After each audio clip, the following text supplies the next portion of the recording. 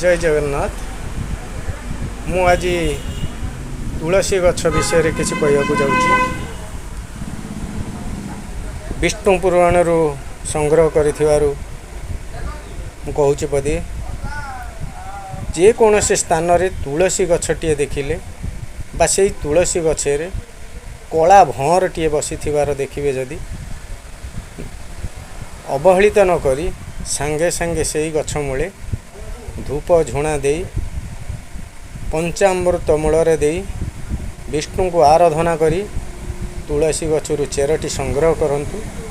से चेरटी ताबीज बा डेउरिया भर्ती करी नाली सूतार बांधी विष्णु मंदिर रे पूजा करी गलारे धारण करंतु। अनेक शुभ फल पाइबे। कल्पना बाहर 100% शुभ फल मिलिबो। या मिथ्या नुहे।